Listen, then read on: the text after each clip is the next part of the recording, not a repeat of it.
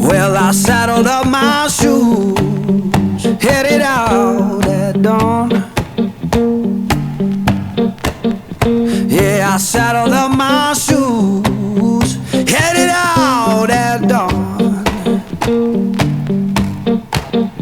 Ain't no place gonna hold me when the road keep rolling on. Left my baby crying, said you can't live that way. Left my baby crying, said she can't live that way. I told her love ain't chained down, it just comes and drifts away.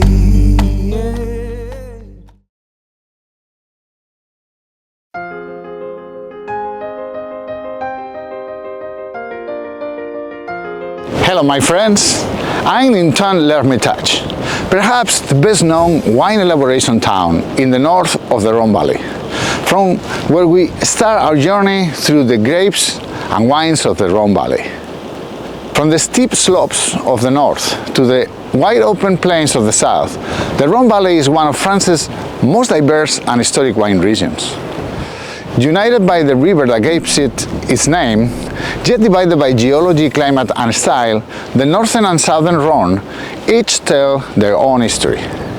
This documentary invites you into the heart of the Rhone, where tradition meets terroir and every appellation from Hermitage in the north to Châteauneuf-du-Pape in the south has a voice of its own.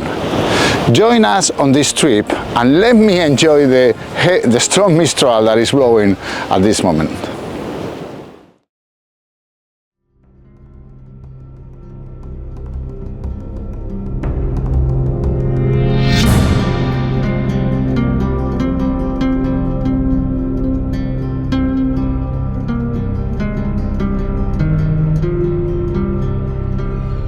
The Rhone Valley stretches along the Rhone River from Lyon in the north to Avignon in the south, a span of nearly 200 kilometers.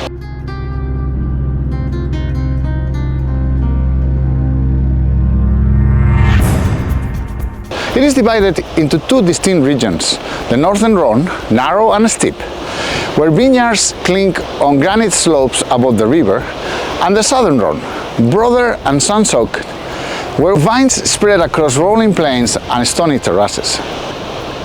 The Rhone River is the region's lifeline, moderating climate, shaping landscapes, and connecting the cultural richness of the region from Roman times to today.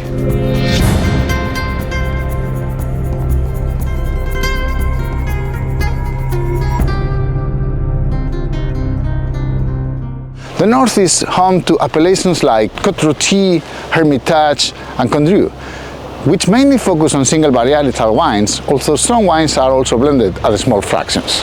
While the south includes Châteauneuf-du-Pape, Gigondas and Baqueillas, among other well-known villages, each marked by distinct soils, grapes and styles, where blending across several varieties is common.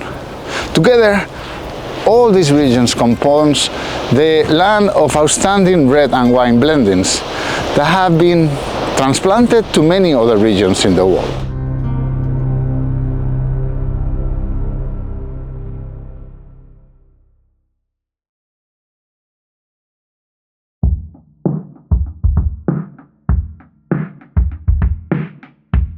The Rhone Valley's wine history dates back over 2,000 years to when the Romans first planted vines along the river.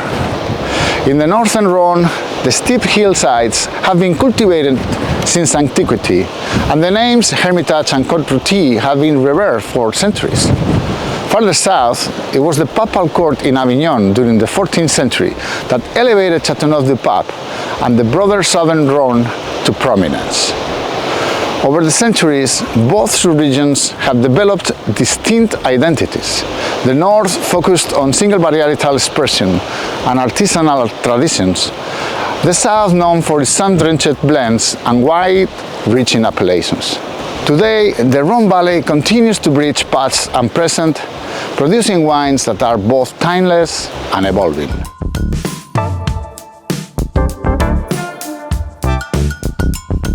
I had the pleasure to be here in L'Hermitage, in L'Hermitage, and I'm with Nicolas Jebolet, who is one of the owners of Domaine Machon Les Sandra, if I'm not pronouncing that. Very good.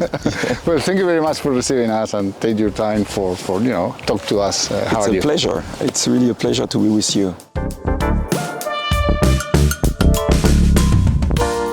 I like to talk about the history of your domain. I know it's a partnership. Your family comes from several generations of viticulture and winemaking, I believe. Let me know how this started. It started in 2009. In fact, if I make the story short, but my family is Jaboulet, and Jaboulet is a family from L'Hermitage. So from the village you have just downstairs, down the hill, and we used to own another winery that we sold in 2006. And in 2009 I decided to start again a winery, and we started as a partnership with the Perrin family. The Perrin, who are the famous owner of Château de Beaucastel in Châteauneuf-du-Pape. That we will visit them tomorrow. You will visit them tomorrow, yes. Exactly. So it was a good blend of expertise from the south and the north to get together and build this new adventure, right? Exactly. It's a new adventure, and it was a really strong partnership, which is now 16 years old, and different skills, but very complementary. Okay. Well, so you mentioned the 2000s for the new adventure, but this wine elaboration in the Rhone Valley comes from the Romans, or even before that, most likely. We want our viewers to understand the history of the wine elaboration in this area, and I'd like you to talk about, particularly in the north of the valley, how this started. I mean, after Romans, the story of Hermitage, where we are, is back from the 13th century. You have this little chapel that you can see on just over there, and this little chapel, I mean, here is in concrete, but used to be in wood, because a long time ago the construction were in wood, and the knife called Chevalier de Steringberg was back from a crusade, from a war on the 13th century, and in order to thank him for fighting, the Queen Blanche de Castille gave him a piece of land to retire, and he came here in these slopes, and he built what we call an ermite. It's a small monastery, I would say. Yes. And he was living as an hermit, living alone, praying, and he started planting vineyards. Okay. And the standard of how he lived, hermit, gave the name to the future appellation, which became Hermitage. And this little chapel was the property of my family, I mean, long years ago. Okay, I see. All right, and well, things expanded since then, and this is the most precious land because of the exposure to the sun, I assume. But then you have the wine elaboration expanded through the area. Now you have all along the river, basically. Yes, exactly. We have in 16 years we built a domain of 78 hectares. Most of our parcels are in the plain of Crozes-Hermitage, but we also have vineyards on the other side of the river in Saint-Joseph.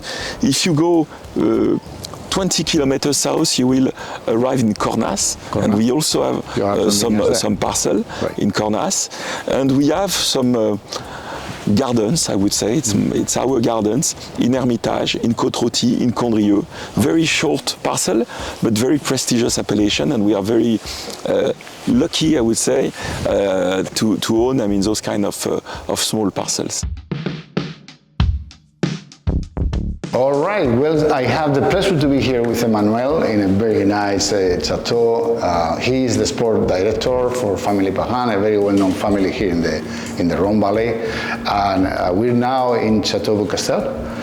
Emmanuel, thank you very much for receiving us. How are you? Well, thank you for being here. Thank you for coming all the way to Chateau de Beaucastel in Châteauneuf-du-Pape. I'd like to know a little bit about the history of this chateau in particular. It has a very long history and very, very nice to hear. Exactly. So we are first of all in the southeast of France. We are in Châteauneuf-du-Pape, which is one of the most well-known appellations out there, and we are in the Côte du Rhône. Right. So here we are in a chateau that has been around since the 1700s. Basically, the King of France came down in 1672, and he came for hunting. It was a well-known spot for hunting wild boar, especially. Yes. And at the time, there was a tricky time with wars again, you know, like Catholic and Protestant. It's really all about religion and so forth. And the king was looking for more friends and so forth. And he managed to basically ask the owner of this place to become his colleague and to become the captain of the region, to collect the taxes and so forth. If he converted to Catholic. If he converted to Catholic. And Pierre did so, and he became Pierre de Beaucastel, so he got annoblished. Yeah. And by becoming a noble, he ended up having more land available to him, and that became a super well-known spot, a farm on the top of being just a hunting place. Right. So okay, so that is the old times how this property started to be, and over the years, actually over the centuries, wine was elaborated here from the very beginning, but at some point you modernized, right?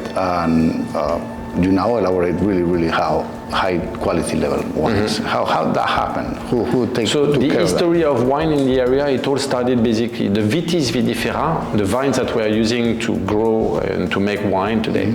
They've been planted here 2,300 years ago. At first it was the Roman Empire that started to conquer what was called La Gaule, which became France, and started planting vineyard throughout the country and so forth. And well, so we ended up having vineyard here, and in the Côte du Rhône became a known appellation and so forth. And then Châteauneuf-du-Pape became the first controlled appellation in the world in 1936. It is called the Châteauneuf-du-Pape because when you're saying Châteauneuf-du-Pape in French, you're saying the new castle of the Pope. The papacy was established here in the 14th century.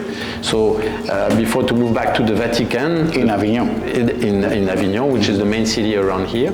And so we had quite a few popes in a row, and apparently the second pope was established here, Benoit XII, fell in love with the wine of certain barrels coming from one dedicated village, and they traced it down to this village that became Châteauneuf-du-Pape, the new castle of the Pope, because a new castle was built for the Pope to be able to come and to enjoy more of this area, and he asked the people to focus on making wine solely for the mass of the papacy and so forth. Châteauneuf-du-Pape became the very first controlled appellation in the world in 1936. Before that, there were no controlled appellation whatsoever. But at first, the very first idea was in Châteauneuf-du-Pape. It took from 1923 to 1936 to lobby the French government and to finally come to an agreement. But doing so, instead of looking at subsoil and soil, we ended up using natural border to make it easy for everyone to understand. And we used couple roads and the river and so on. And that's one of the reasons why 30% of our domain, which are sitting on the wrong side of a road, became Côte du Rhône instead of being Château de Beaucastel. And that's why in the tasting we'll have today, we're going to try some Coudoulé de Beaucastel, meaning like the rocks of Beaucastel. And it's kind of the part of Beaucastel that got downgraded to Côte du Rhône in 1936. Right. So it's not Châteauneuf-du-Pape, but it's right there, right? Voilà. It's a Châteauneuf-du-Pape soil and underground and all that. Same terroirs and everything. And all by the same people using the same technique in the same winery. But one of the very best value that there is in the Côte du Rhône because it's a Châteauneuf-du-Pape. Absolutely. Voilà. But so at a third of the price of Beaucastel. And so this domain, the modern domain, the winemaking, Family Pagan took over this property at some point. In 1909. 1909. Yeah, 5 generations ago. Just after the phylloxera. The phylloxera arrived from the US in the late 1800s and wiped out the vineyard of this region and then of France, of Europe and so forth. And then we ended up having the American rootstock to be able to replant. And we started replanting Grenache in 1909 and then Syrah, Cinsault and so forth. Okay. But this family has been focused on farming organically. We switched onto biodynamic in the 70s and we were one of the first one, and we ended up being one of the last one to plant all 13 grape varietal, and we are different from our neighbors in the sense that we have all 13 available to us. Right. We are roughly 350 domain in Châteauneuf-du-Pape, and we might be 10, 15 of us with the 13 grape varietal. Which is actually trying to recover and maintaining the tradition, right? Because otherwise people will focus on the main varieties that have gained international recognition, like Syrah, Grenache, and Mauvert, perhaps, right?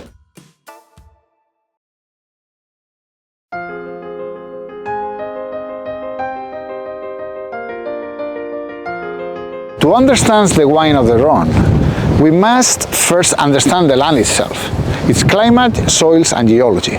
So different from north to south, yet equally essential in shaping the character of each bottle. I am now in a vineyard of Châteauneuf-du-Pape, where the rolling stones and low boss vines mark the character of the wines of this region.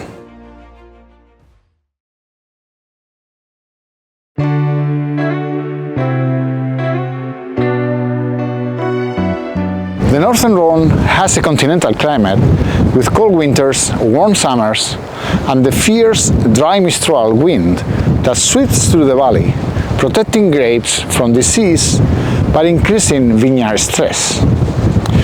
The steep slopes here absorb maximum sunlight, critical for ripening the late budding Syrah. In contrast, the southern Rhone is Mediterranean with hot, dry summers, mild winters, and more sunshine overall. The Mistral is even more present here, but so do the pebble soils, especially the famous Galets Brûlés, which store heat and radiate at night, helping Grenache and other varieties ripen fully. These climatic differences are key to the contrasting wine styles of the north and south, structured and savory in the north, generous and sun-kissed in the south. The northern Rhone climate, I assume, is cooler because we are farther north, right? But what else is important here to that characterizes the climate in the area? Yeah, the northern Rhone is really it's a corridor, as you can see, between two mountains. Yes. We have Massif Central on the right bank of the river when you go down the river, and we have the Alps on the left bank of the river. Right. And the northern Rhone has, in a way, is more influenced by continental climate coming from the Alps. As you can see today, it's cold, it's dry. So we have this is the kind of weather we have in winter. Okay. We start having the influence of Mistral in the northern Rhone, but very, very small influence compared as in the south, what they get in the south. I see. Then the wind, it is my understanding along the valley, that is so strong that in the past, we'll see, I don't know if we see them in the cameras, but the vineyards have these sticks, right, that help to keep the vine in place and against the wind. Especially the Syrah, and because the way we grow Syrah historically in the Hermitage, as you can see, it's a single stick, and the Syrah goes quite high, 2 meters. So the wind, I mean, can really lay down. I mean, if you have too much surface. Okay. But the thing of the stick is that it's really useful in slopes, and especially you may see on most of the very steep slopes, the way of culture is like this, because it helps to work in everywhere. The trellises would allow you only to walk in the road. Exactly. Now you can walk around. Exactly. Emmanuel, we're now in your vineyard. It's basically next to the chateau, which is actually good. And I like to hear about the climate of this area, the southern Rhone, because we were discussing with Nicolas the climate in the northern Rhone, very similar but a little warmer, I assume, closer to the Mediterranean. Yeah, the weather is somewhat very different. You know, in France, even though we're not a big country, I mean, an hour drive, I mean, and you have a really drastic climate, difference. Right. We are here in the southern Rhone. It's a big valley that is exposed to 300 days of sun, so we are lucky. We are not a great amount of water, but decent enough to farm. But we are exposed to a strong wind, and we can experience today the Mistral. And the Mistral is blowing basically 100 days a year. It's 1 day out of 3. It can blow up to 70 miles an hour. It's quite annoying to human being, but it's great for dry farming. It's acting as a blow dryer after the rain, basically, very often. As a curiosity, let me just stop you there. I heard, I believe it's true, that in the old times, somebody who killed somebody else under the influence of Mistral could actually use it as an attenuation for the climate. Could be. It drives you crazy, that is true. But to kill somebody, I don't know about that. Too much. No. So we're talking about the effect on the vines. I assume it dries the vine and helps it. It dries the vines, so that's the reason why it is somehow easier to farm organically and even in biodynamic, because we don't deal with as much rot as some other region like Bordeaux, where it's quite rainy and so forth, for example. But it's also very helpful for the quality of what we're harvesting, because we end up with drier berries that concentrate the berries naturally. It dries you out, all of that wind. So it dries the berries out, so we end up having more natural concentration, and therefore we don't need to look at adding too much oak in our wine and all that, because we have already very strong flavors from the skin. What about rain? We don't get that much rain, but decent amount. But the problem is nowadays with the climate change, climate disruption, now when it rains very, very strongly at once. So it ends up flooding. So we had some flood in 2002, we had issues in 2018, 2021. There are some vintages where we are running into problem with major rain during harvest, and that's becoming a big problem. But yeah, so it doesn't rain that often, but when it rains very often in Provence, it's really like strong at the time, and it creates floods. But enough water to do dry farming. You don't have irrigation here, actually. More and more people are using irrigation for table wine, entry-level wine. We are sometimes allowed by the governor of the region to water the plant, but none of us do it because it's not part of our ancestral knowledge. And many of us don't believe that we should water. We prefer have the vine to struggle, to have the roots going deeper and so forth.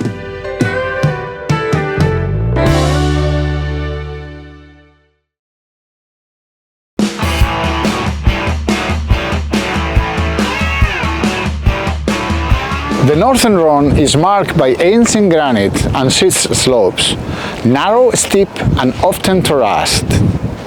These poor, well-drained soils are perfect for Syrah, concentrating the fruit and giving wines minerality and power. White varieties like Viognier thrive on these granite outcrops in places like Condrieu.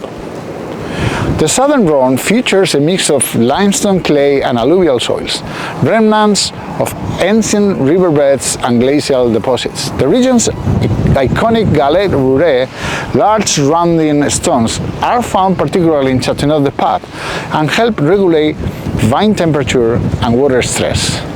This diversity in soil types allows for a wide array of grape varieties and blending possibilities, making the southern Rhone one of France's most versatile wine growing areas.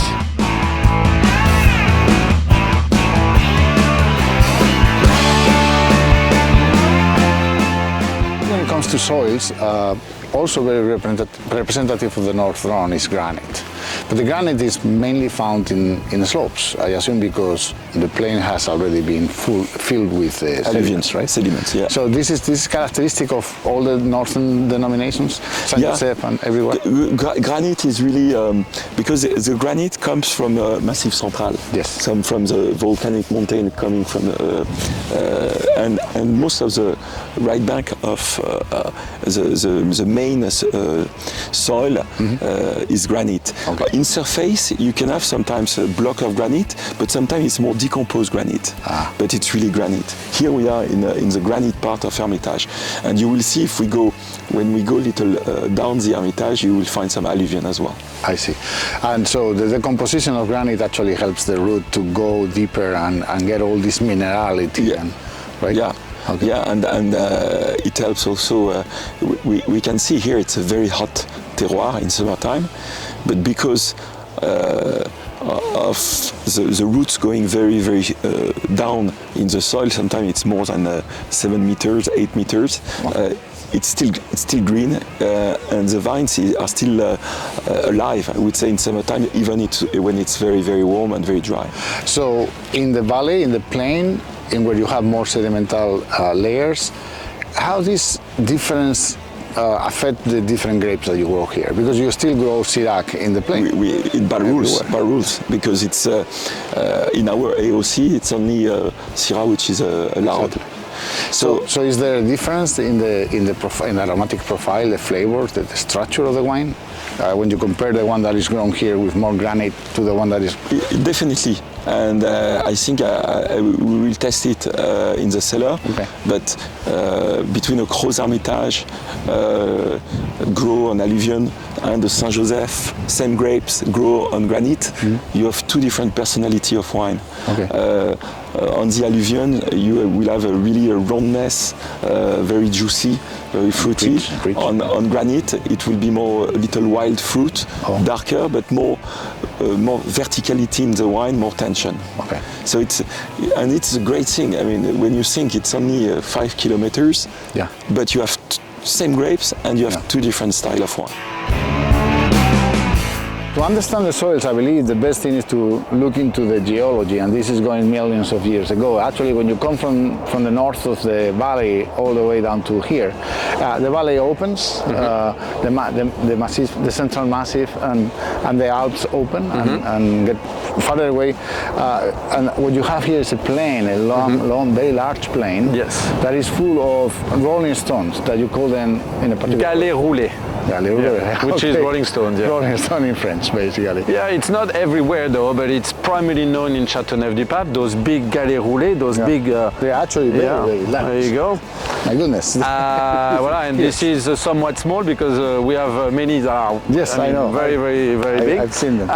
So they've got deposited millions of years ago, basically when it got warmer on Earth during the melting of the ice and so forth. We are close to the Alps mountain range, and we have different mountain range around. We have the Mont Ventoux not too far and so forth, but during this melting of all of that ice, it created not only huge currents and huge rivers, and those rivers with time started to shrink and deposited different alluvion and different kind of rocks in different area depending on the temperature and the elevation and so forth. And in Châteauneuf-du-Pape, in this area especially, 40% of the appellation is covered with those galets roulés, and those galets roulés are made of schist. They reflect the light during the day, they release the heat at night, and they keep the humidity in the ground. When you come during summertime, it's basically close to 100 degrees in August, and the water is trying to evaporate, it gets stuck under the rock, and the vine's roots are smartly going through the clay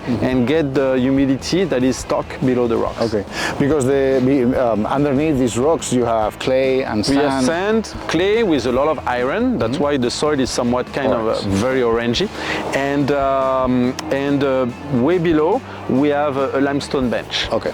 And the limestone is like a sponge. If you have water below, the limestone suck up the water and sweat the water at its tip, basically, and the clay stock this water and under the rocks, and our roots, especially the older roots, are going super deep and go get that humidity, and we managed to make great wine with great acidity thanks to this water reserve that is stuck in the soil, even despite the droughts that we are facing with climate change.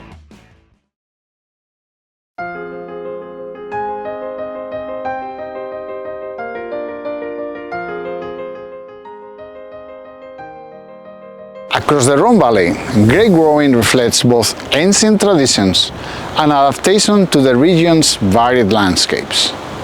The choice of grape, training system and harvest timing all shift dramatically from north to south, each decision rooted in the character of place. I'm now in the chapel built by the hermit, with a fantastic view of the Rhone Valley and the characteristic steeped vineyards that he planted many centuries ago in L'Hermitage. What a special place to learn more about viticulture and grapes of the Rhone Valley.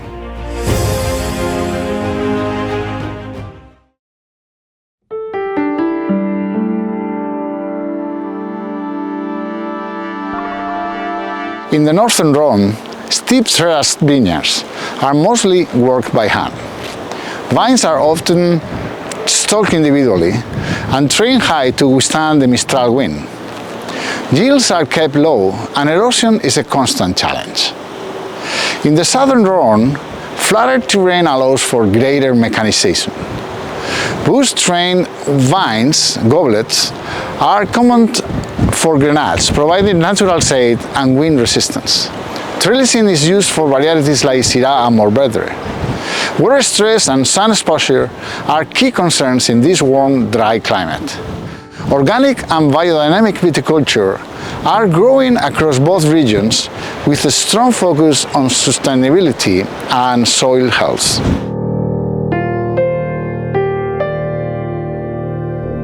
Nicolas, we're now in one of your little plots in the Hermitage. Yes. And I like to talk about viticulture, and I believe this is a good example of these vineyards on sticks, right? Can you tell me about this a little more?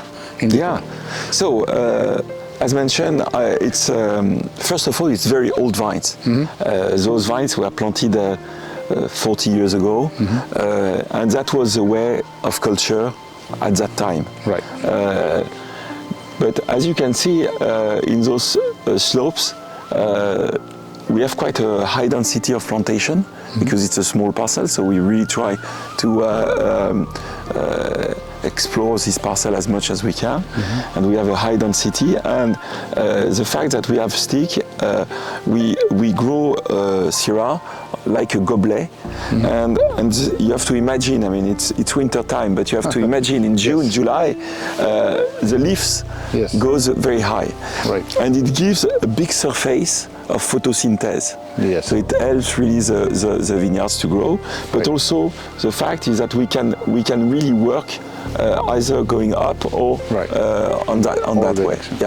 And this actually helps when you have this kind of a steep, because this is really steep. It's quite steep. It's quite steep to work, I assume.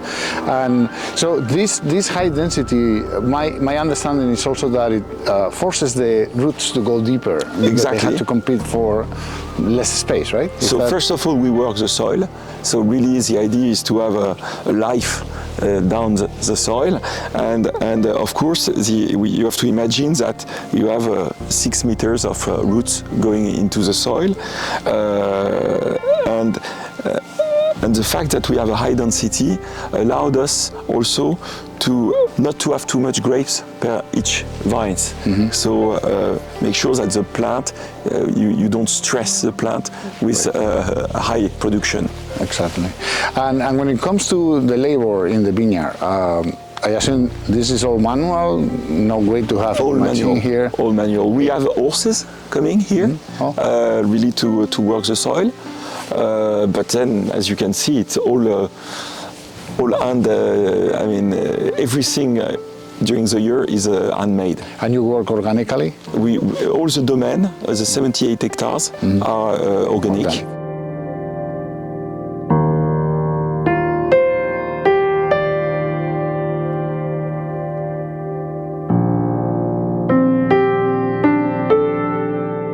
chose a window to talk about viticulture. Why? Because this is part of your philosophy, and these are walls that are made from products that were in the vineyard and in the site, right? But we have a vineyard behind us, and I'd like you to tell me about how you practice viticulture in this area. I know that you're organic, actually even biodynamic. What this represents for First off, we are very different from our neighbors in many ways. We are the largest estate in one contiguous plot. By having one contiguous plot, we have less repartition of the risk. We don't have vineyard throughout the appellation, but at least we have everything on hand, so it's easier for us to focus on organic farming and even biodynamic. Right. And we are the largest estate, so we have 140 acres. We have parcels dedicated to white, some dedicated to red, and then within the red we have white co-planted. That's how you end up with 13 grape varietal. You have 7 red and 6 white. Focus is to basically be on biodynamic since 1974, so we basically don't use any chemicals whatsoever. We use a tiny bit of copper and so forth, but there is hardly any coming from the outside. So if we have an issue with a small bug, we bring another big bug to fight it, and etc. etc. And then yeah, we might be plowing with horses.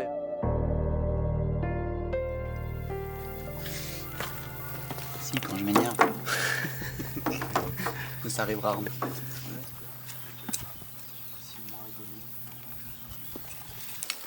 Arrière. Et arrière. Aramis. Marche.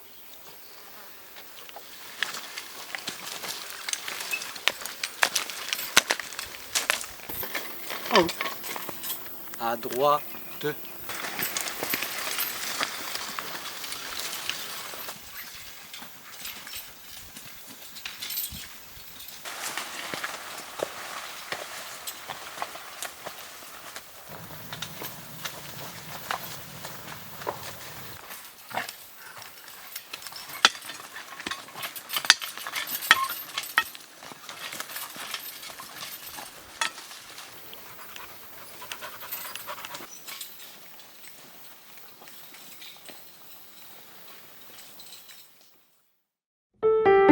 I believe the trick is a little bit to maintain a high degree of biodiversity in the vineyard, because it's a monoplot, a single plot of any cultivation is usually more susceptible to any attack from the outside, right? So you maintain this biodiversity. I know that you work with cover crops as well. Yes. And then you have these stones at the same time. You have to work with them at the same. So, but I assume that this requires more work, right? Yeah, it definitely requires more time spent in the vineyard to look after everything.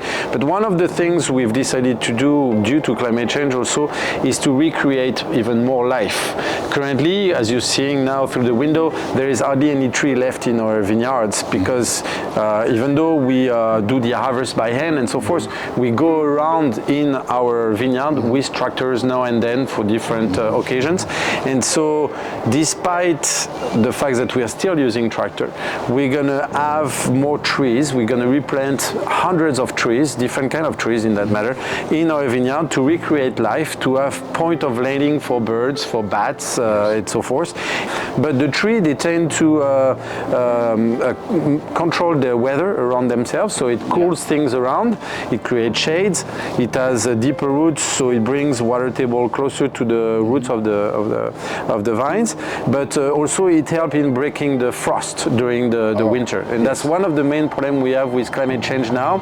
It's getting warmer, but the winter are too warm, and things are blossoming in late February, early March, and then we get a frost in late April, in May, and so forth. And that's a big problem for us in that matter. So that's why we want to have the trees to break the frost. Okay, so we're seeing through the window, it's actually a very traditional vineyard out of the Rhone Valley, particularly in the south. And I mean with that it's bush vines, you don't have them trellised. We are not allowed to trellis. You're not allowed? We are allowed to trellis the white and the Syrah. Okay. But all the other grape varietal in Châteauneuf-du-Pape, the Mourvèdre, the Grenache, and so forth, Cinsault and whatever have you, they all have to be bush vines. Bush vines are bad to work with because you have to get down, but at the same time they're good to protect from the wind, right? Because, exactly. They are lower to the ground, so and we keep at different time of the year when it's sensitive, we actually even attach the branches to the main pole so they don't break due to that wind.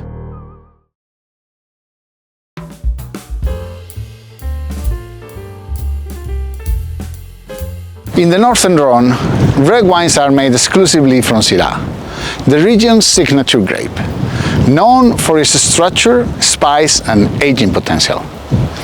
White wines come from Viognier, Marsanne and Roussanne, often with rich textures and floral aromas. The southern Rhone is defined by blends, especially those dominated by Grenache and supported by Syrah and Mourvèdre, the classic GSM trio. For whites, Grenache Blanc, Claret, Bourbon and Roussanne are common, contributing freshness, roundness and aromatic complexity. Other grapes include Cinsault, Carignan, Pimpoul and Muscardin, with more than 20 varieties permitted in some southern appellations.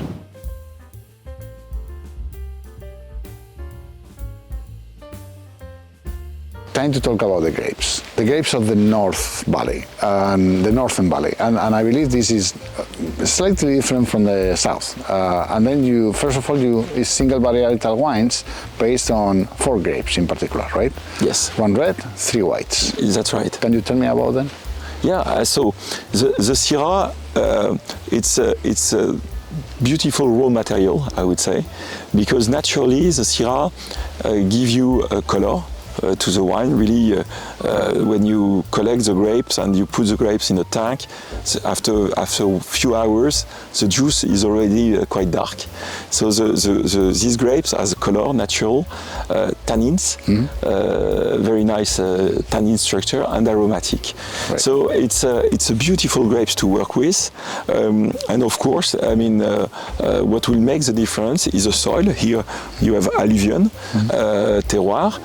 But also the way you work the grapes in the cellar, if you use a wood tank or a concrete tank, if you make élevage or not élevage, I mean, and the time of maceration, which can also change the style of the wine. Yeah, it gives you different characters. Different characters. Then for the white, I mean, the Viognier is it's a grapes which is really giving another style of wine. Viognier is very aromatic, a very exotic fruit flavor. Produce Condrieu, which is an iconic appellation of Northern Rhone. And Marsanne and Roussanne are very nice grapes that you can combine together. Roussanne bringing more acidity, and Marsanne really some roundness. The aromatics. And this is actually goes all the way into the old past, in where these blendings of the 2 grapes for complementarity reasons, right?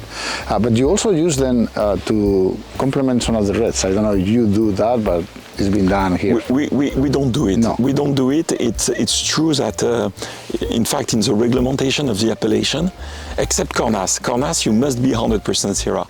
But in Hermitage, in Gros Hermitage, you're allowed to have a small percentage of white from Marsanne and Roussanne. We don't do it because, to be honest, I mean, the Gros Hermitage white it's easy to sell them. Right. So as much white as we have for producing white wine, we use it for producing white wine. I see. Well, I read somewhere, maybe in a book, that the white, when mixed, blend with a little bit of white getting into Syrah, it helps fixing the color, making the color a little darker. Well, it makes no sense to me. What am I thinking? No, I read the same. Especially, it was something that people in Côte-Rôtie were always saying, especially because in Côte-Rôtie you're allowed to blend with some Viognier. So it's a co-fermentation of grapes. Yes. It's not white wine and the red wine that you blend together. It's just co-fermented grapes, and most of the time it's co-planted. So you have the Syrah, and time to time you have some Viognier in Côte Rôtie. So it's co-fermentation of grapes, and I think it's. I mean, if some people say it, it certainly has a truth about sticking the color, about bringing a little aromatic as well in the blend.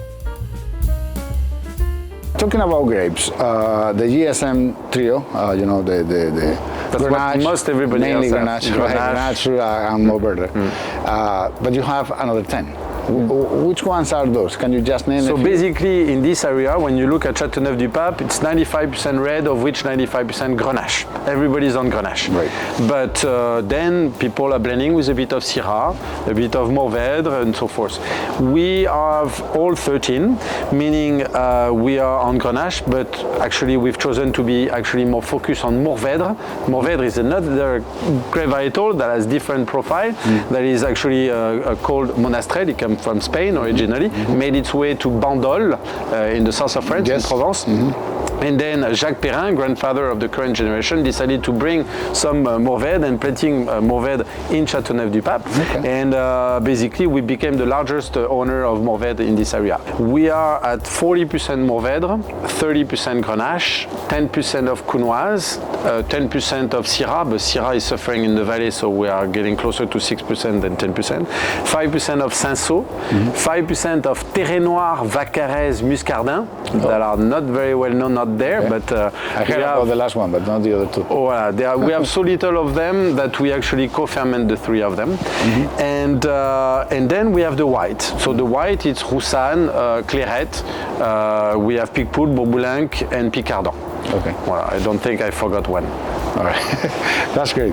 Grenache Blanc? Grenache Blanc. As well. Grenache Blanc is part of the 13, but it's actually in the end 14 because you have Grenache Noir, Grenache Blanc.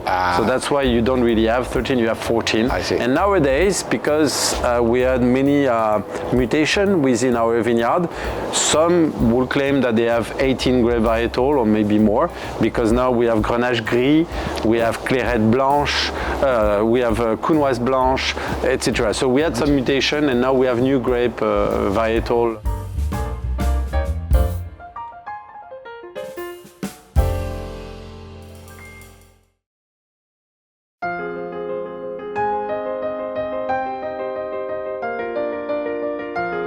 I'm in what remains of the chateau that the Pope built several centuries ago in the town that is now called Châteauneuf-du-Pape, from where we start the section dedicated to the elaboration of wines in the Rhone Valley. In the north, winemaking focuses on preserving purity and structure. Syrah is often fermented with some whole clusters for added complexity and aged in oak barrels, sometimes new, but often used to avoid overpowering the delicate aromatics. White wines may be barrel fermented and aged on lees for richness. In the south, the approach is more diverse. Grenache-based blends are often fermented in concrete or stainless steel with larger oak vessels or foudres used for aging. Whole cluster fermentation and minimal intervention are common among top producers seeking freshness and balance. The overall aim, north and south, is to express the unique terroir of each site through thoughtful, often traditional methods.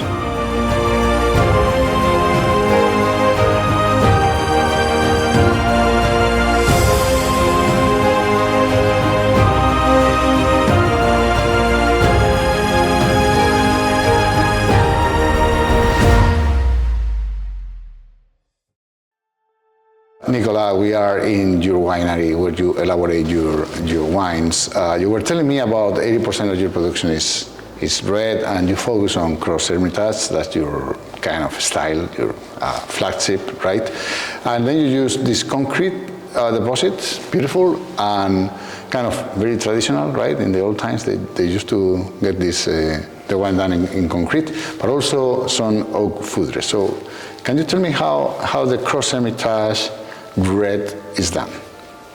Yeah, so as I say, 80% is red, and we own 60 hectares of Croze above 78. So definitely Croze is our main appellation. Syrah is the grapes that we say it's a reductive grapes, which means that Syrah really need to breath, and we need to bring oxygen, I mean, during the vinification process. So we have this tank, which are concrete tank, which are new. I mean, those tanks, the cellar is 8 years old. And those tanks are very practical because we have controlled temperature, not with a flag inside, but the system is inside the concrete. Like when you have a floor, heating floor, yes. Here it's completely, so you have a huge surface of exchange of temperature. During the vinification process, we do a remontage, so we take some wines from the bottom and we jump it on top, and we do it with open air, so really to help the breath to breath. Sometimes we have some parcel that we want to vinificate separately, and then we are using a smaller tank. And the concrete tank are the biggest one, and some smaller tank are more wood tank, because those tanks in wood, they are tanks that we use during the vinification process, but also for élevage. So that's the great thing about a wood tank, is that instead of having a tank that you use only during the vinification, so only 2 months during the year, a wood tank you use 10 months or 12 months during the year. I see. But both have the concrete and the oak foederers, both have the same in common, that is they allow the micro-oxygenation through the walls to get into the wine. I believe this is something that is very traditional here in... Exactly, because again, because of the Syrah, which is reductive. Yes. And if we use stainless steel, it's completely closed, completely hermetic, and you can bring reduction on the wine. What is amazing is that each tank can be different, but the best is a blend, because you create something different when you blend different parcel together, and that's really it's a beautiful tasting. In fact, the most difficult part of being a winemaker, in my opinion. I never done it. I'm not a winemaker, but this is when it comes the time to decide how you do the final blend. It has to be. It's really a good time because we are never alone in the tasting room, because you have if you are 5 people, you have 5 different blend. So the idea is really to create what we think is the best blend, to respect the style of the winery, the style of your wines, but also to respect the style of the vintage. Okay, sure. How long they stay in these vessels before bottling? It's like 12 months. 12 months. 12 months, because first of all, we have to empty the cellar for the next next vintage, except the foederers. So the foederers, which are on the other side of this cellar, which are not vertical tanks, but only tanks that you use for élevage. So right now, for instance, we still have some 24 vintage in these foederers, and we will empty them late December to put some 25 in January. All right, so those basically 15 months. 15 months, I see. Well, and when it comes to the little plot that we went before, in the Hermitage, that is only 1,000 bottles of Hermitage. Do you have the elaboration a little different for those? Maybe, for sure, a smaller vessel, right? Because we use a small tank, which is on the other side. Concrete as well? No, it's wood tank. Wood, and in fact, we are thinking about having even a smaller tank in the future, really dedicate to this kind of small parcel in Côte-Rôtie, in Condrieu, to really have, we are looking for having some new tanks. Okay. When it comes to the whites, both the Viognier from Condrieu and the blend of Rosen and Marsanne. Yes. That is stainless steel? We use stainless steel for Viognier, because we also do some Vin de Pays. Some volume wines, we use stainless steel. For Condrieu, we have egg We have concrete eggs that we like for Viognier, and then we use barrique, and we do fermentation in barriques for Gros Hermitage White, Hermitage White, some Saint-Joseph as well. We do ferment directly into barrique. So we do débourbage in stainless steel for a few days, low temperature, so really to clean the juice, and then the juice goes in barrique for fermentation. For fermentation and the aging as well. And aging as well. So how long do we so that depends on the wine.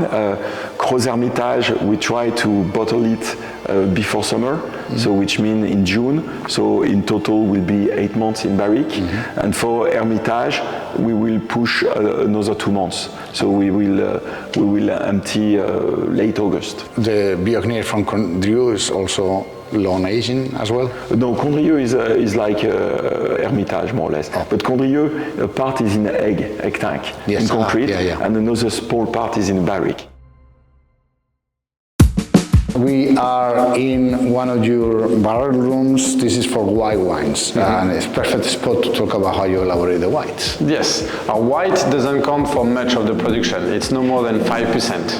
So as I mentioned earlier, we have parcels dedicated to white, and within those parcels, we are primarily focused on Roussanne. Most everybody else is on Grenache and Clairette in Châteauneuf-du-Pape, but we are on Roussanne. We are making 3 white. There is our Côte du Rhône, Coudoulé de Beaucastel, in which actually we have some Viognier and Marsanne, which are not allowed in Châteauneuf. On the Châteauneuf-du-Pape side of things, we have basically 5% of the production that is focused at 60 somewhat percent, even more, on Roussanne. So your Châteauneuf-du-Pape Blanc is based on Roussanne, and a blend with... And the blend varies between 60 and 80 somewhat percent of Roussanne, with the rest remaining of Grenache Blanc and Clairette primarily, and then few of the Bourboulenc and so forth.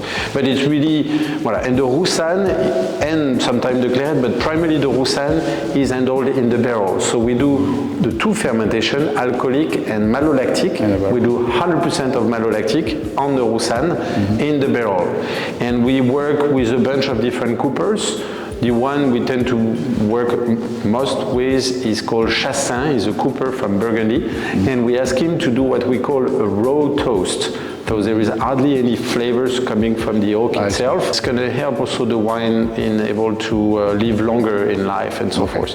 The rest is made in stainless steel or iron cask that we have still from the grandfather. And then we do a blend. We age the wine in different vessels depending on what we are looking for. And that's usually 10, 12 months or so. And then we release on the market. And for the Côte du Rhône Blanc, how do you do that? So we do that primarily in stainless steel and iron cask.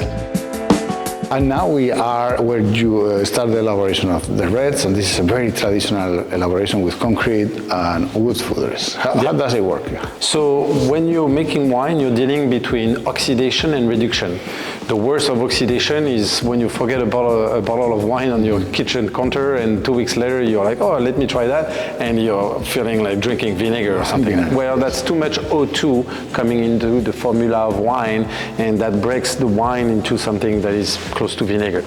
Reduction is the opposite. There is not enough O2 in the wine, and the wine is not fruity enough to us. So what we do, we end up decanting, double decanting, swirling, etc. And we are trying to put O2 into the wine as fast as possible to make it as fruity as possible. There are some grape varietals that tend to be oxidative, and some of others are reductive.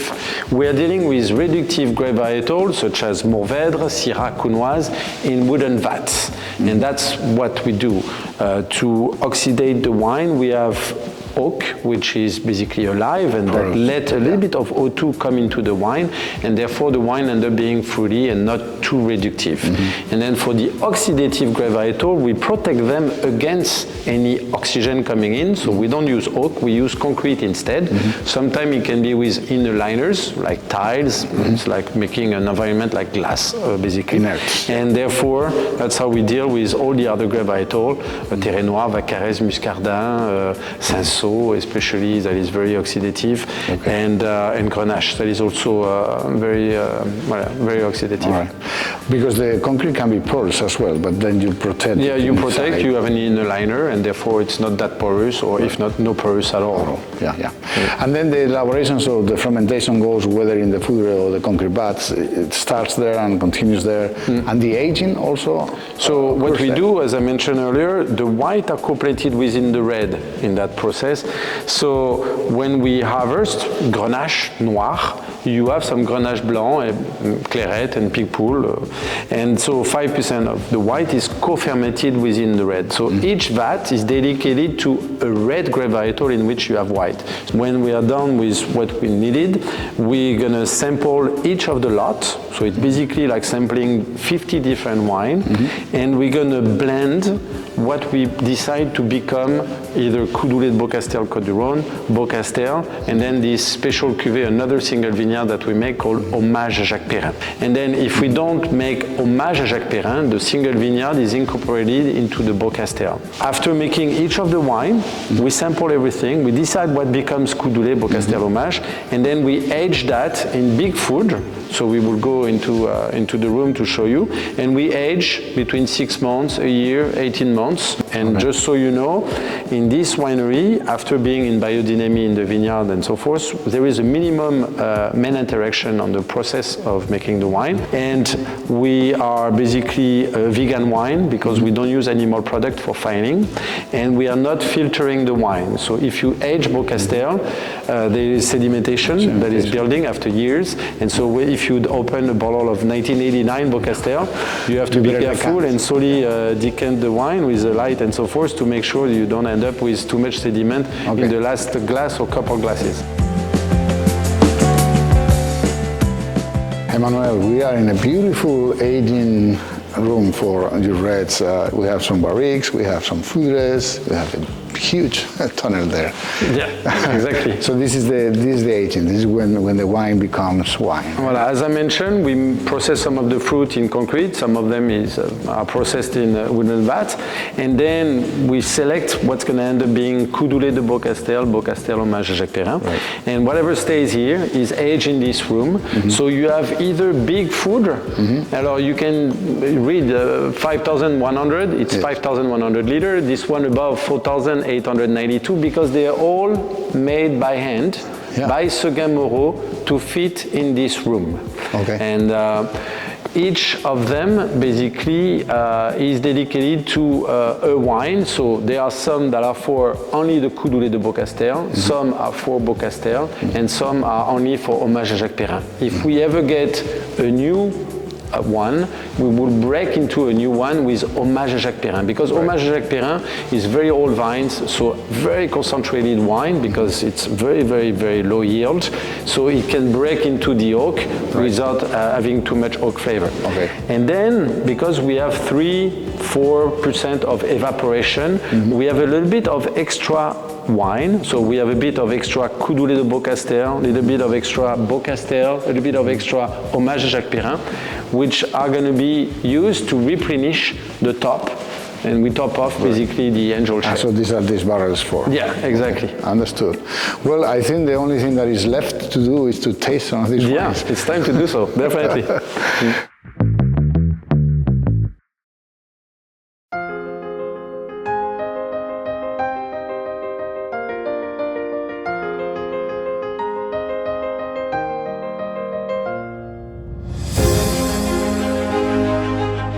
I'm now in the southern end of the Rhone Valley, in the historical town of Avignon, and close to the end of our journey through this amazing wine region. To truly grasp the diversity of the Rhone, we turn to the people who bring it to life. In this next chapter, we sit down with the winemakers to drink the wines with them.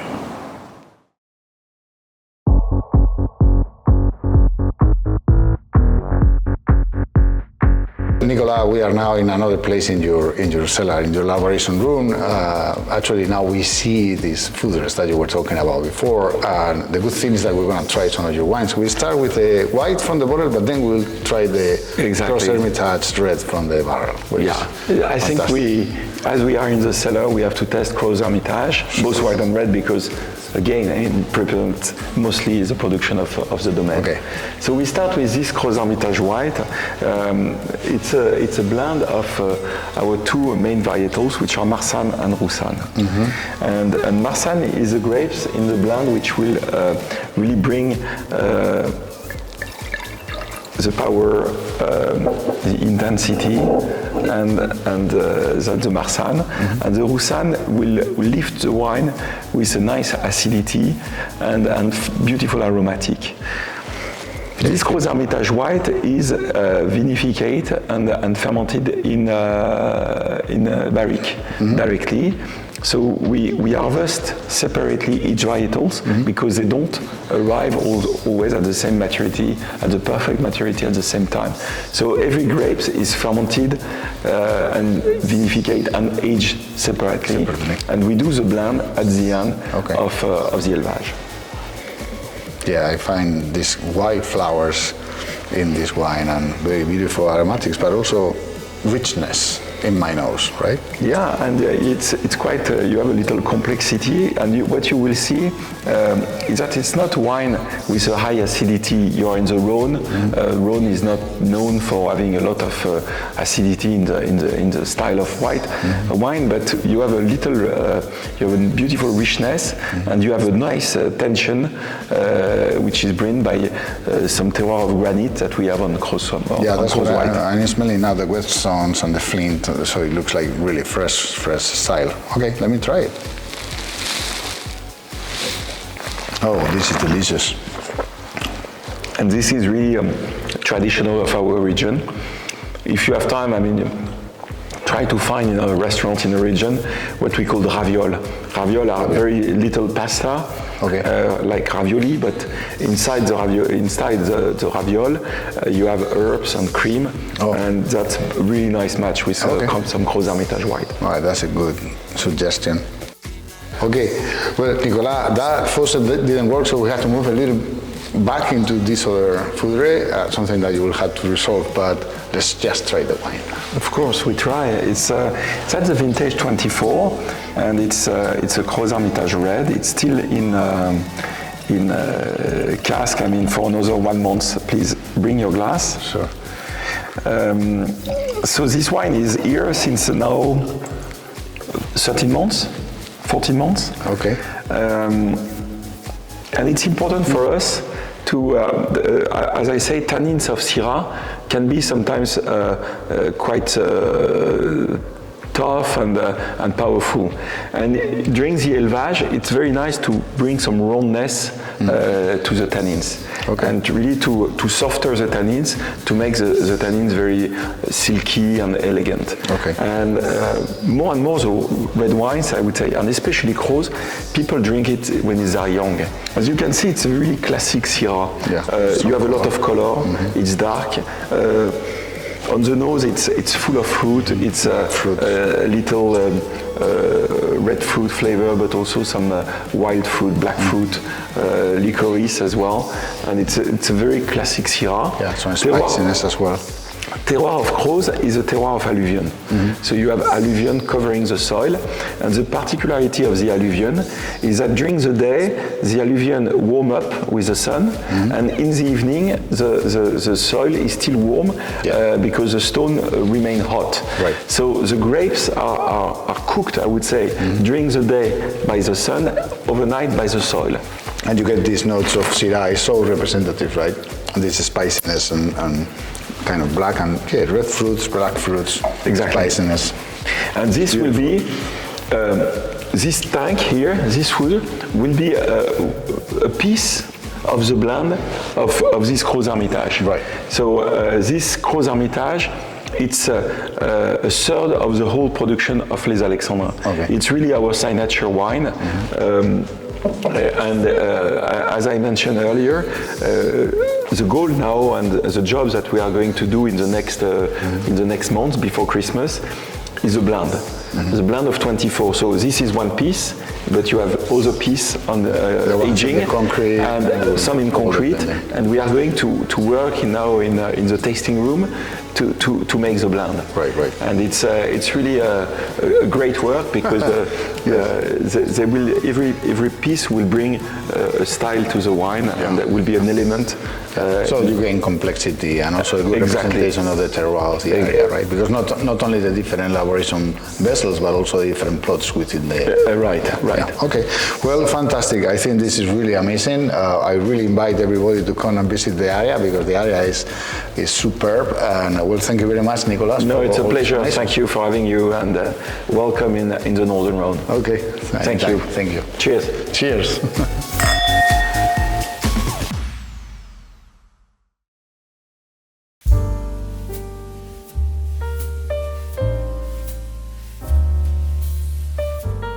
Well, Emmanuel, we are here in the place where we started, and actually you had the book of the architect that took care of your winery. It's actually very nice, impressive work. And we have two wines to taste, one white from the Côte de Rhone and one red from Châteauneuf-du-Pape. So here we have 140 acres planted, 95% of which is red, and here we basically have 80 acres, but 60 are roughly planted with vines. Okay. Of those 60, we have only 6 acres dedicated to white. So it's a very, very small production. All right. In Côte du Rhone, as I mentioned, we are allowed to have many more grape varietal outside of the 13 that are available here. Sure. So because we are in the Côte du Rhone, we're going to try the 2023 vintage Coudoulé de Beaucastel Blanc. Okay. We are here allowing ourselves to use Marsanne and Viognier, even though Marsanne and Viognier are not allowed in Châteauneuf. Solely because we are on the wrong side of the road, we are more free to do things that we want to try and so forth. So we blend Grenache Blanc, Marsanne, Viognier and Bourboulenc into this wine. You're going to see as soon as you're going to taste the wine on the mid palate, you have a certain oiliness. And thanks to the age of the vine and the complexity of the blend. And there is a brightness, acidity thanks to the limestone bench, and also thanks to the freshness of this Mistral. That is exactly as you were saying all these things. I just felt them all. It fills the mouth completely, but then you can feel the acidity in the tongue, and then also freshness, right?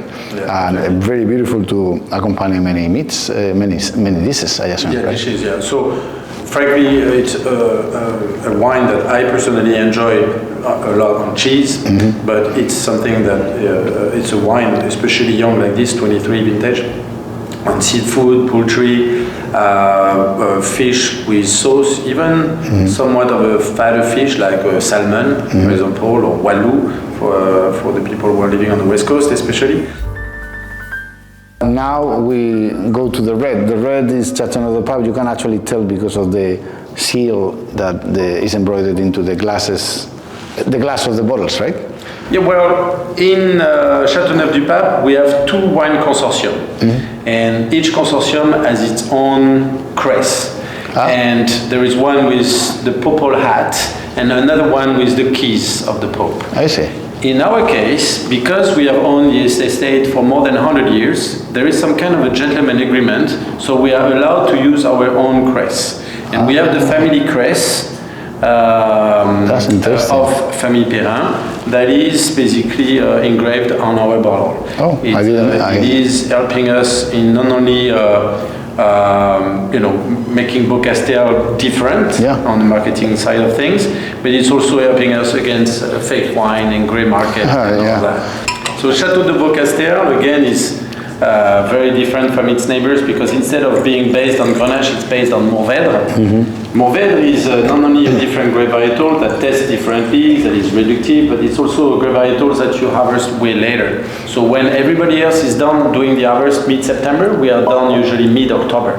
So we are done a month later. It's a grape that actually adapts very well to very hot weathers, like in the south of Spain, right? South of Spain, and then south of France, in Bandol. And I think we are at the northern limit of where you could grow perfectly Mourvèdre. You have a blend of 13 grape varietal, 40% of which is Mourvèdre, 30% Grenache, 10 Counoise, 10 Syrah, 5 Cinsault, 5% of Terre Noire, Vaccarès, Muscardin, and 5% of the white that are co-planted within the red, of which you have Grenache Blanc, Picpoul, Bourgoulin, Clairette, Picardon.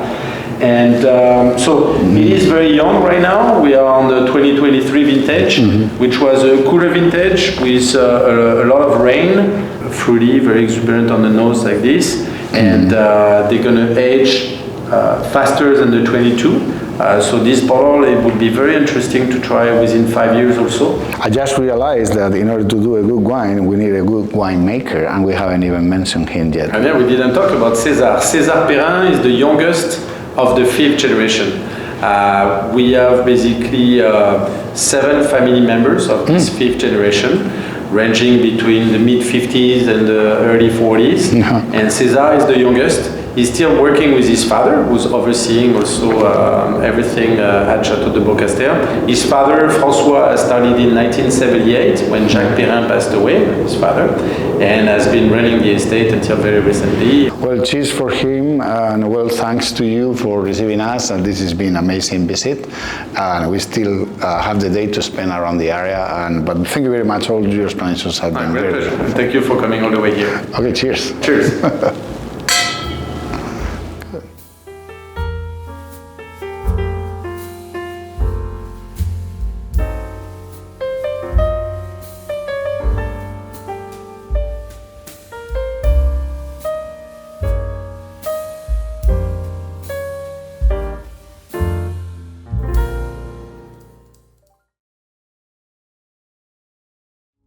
From the granite slopes of Côte-Rôtie to the sun-drenched plains of Châteauneuf-du-Pape, the Rhone Valley tells a story of contrast, character, and harmony.